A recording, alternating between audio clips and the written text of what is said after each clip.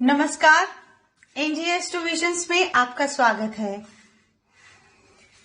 आज हम एस्ट्रोलॉजी के लेसन्स को आगे बढ़ाते हुए लेसन नंबर 2 पर चलते हैं।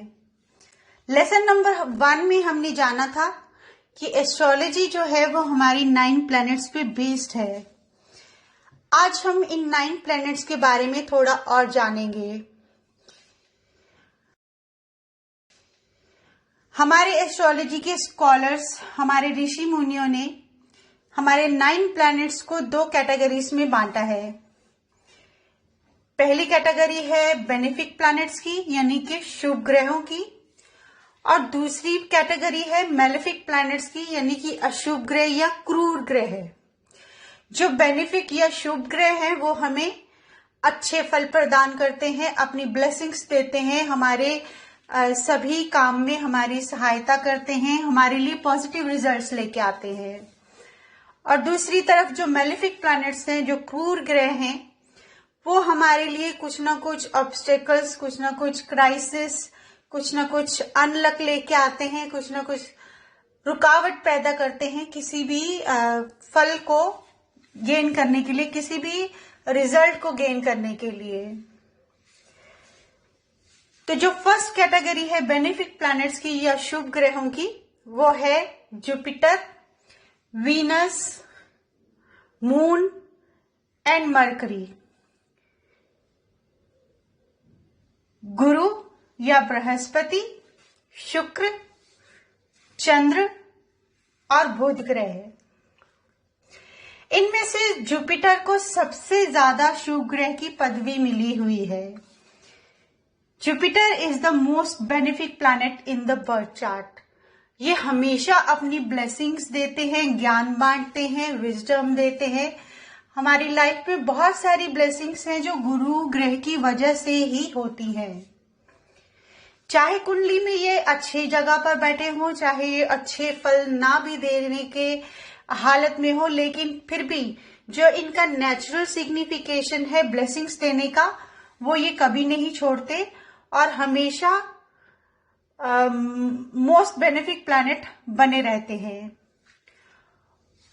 क्योंकि जुपिटर जो है वो देवताओं के गुरु भी कहे जाते हैं, देवताओं के गुरु माने जाते हैं। तो सारी शुभ क्वालिटीज जो होती हैं वो सारी जुपिटर में मोस्टली होती हैं। उसके बाद आती है राक्षसों के गुरु की बारी, वो है शुक्राचार्य, यानी कि शुक्र ग्रह। शुक्र ग्रह को भी भोग विलासिता के कारक हैं हमारे जीवन में, हमारे बर्थ चार्ट में। तो सबसे सौम्य ग्रह और सबसे बेनिफिक रिजल्ट्स देने वाला, ब्लेसिंग्स देने वाला ग्रह माना जाता है। उसके बाद बारी आती है चंद्रमा की। चंद्रमा शीतलता प्रदान करता है नेचुरली, तो वो बहुत सौम्य ग्रह है, बहुत सौम्य रिजल्ट्स देता है, बहुत कूल एंड काम तरह से अपना काम करता है, अपने आशीर्वाद देता है हर किसी को। चंद्रमा के साथ एक कंडीशन अप्लाई हो जाती है कि अगर कृष्ण पक्ष का हो या अमावस्या के पास का हो तो वो अच्छे फल नहीं प्रदान कर पाता और थोड़ा कमजोर हो जाता है, जिससे कि थोड़े नेगेटिव इफेक्ट्स भी देने शुरू कर देता है। उसके बाद बारी आती है मरकरी की, यानी कि बुध ग्रह की। बुध ग्रह वैसे तो बहुत ही बेनिफिक प्लैनेट कहा जाता है, लेकिन बुध ग्रह अगर अकेला हो तो बहुत अच्छे फल प्रदान करेगा, लेकिन अगर वो किसी क्रूर ग्रह के साथ चला जाए तो अपनी क्वालिटीज जो है वो क्रूरता में कन्वर्ट कर लेगा, उसकी जैसा बन जाएगा। अगर वो किसी सौम्य या शुभ ग्रह के साथ है तो वो शुभ ग्रह बन जाएगा और उसके जैसा फल देने शुरू कर देगा। यानी कि हम कह सकते हैं कि बुध ग्रह जिस ग्रह के साथ होगा उसके जैसा फल प्रदान करेगा। बेनिफिक के साथ होगा तो बेनिफिक रिजल्ट्स, और मेलेफिक के साथ होगा तो मेलेफिक रिजल्ट्स। अब बारी आती है मेलेफिक वाली लिस्ट की। इसमें है सन यानी कि सूर्य, मार्स यानी कि मंगल, सैटर्न यानी कि शनि, राहु और केतु। सन जो है वो ग्रहों के राजा कहे जाते हैं। यद्यपि वो इतना बुरा इफेक्ट नहीं देते, लेकिन फिर भी उन्हें क्रूर ग्रह कहा जाता है, क्योंकि सूर्य में इतनी गर्मी है तो जहां पर बैठते हैं कुछ ना कुछ तपिश रखते हैं, जहां पे देखते हैं कुछ ना कुछ तपिश डालते हैं। तो उनका जो रवैया होता है थोड़ा हार्ड होता है, थोड़ा गर्म मिजाजी का होता है, तो इसलिए उन्हें क्रूर ग्रह की श्रेणी में रखा जाता है और मेलेफिक कहा जाता है।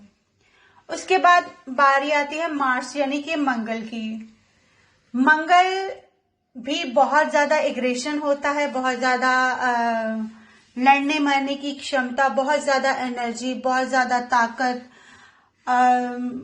जो कि अच्छे के लिए भी यूज हो सकती है, बुरे के लिए भी हो सकती है। लेकिन क्योंकि वो बहुत हार्शली और बहुत एग्रेसिवली काम करते हैं, तो मंगल को भी मेलेफिक यानी कि क्रूर ग्रहों में रखा जाता है।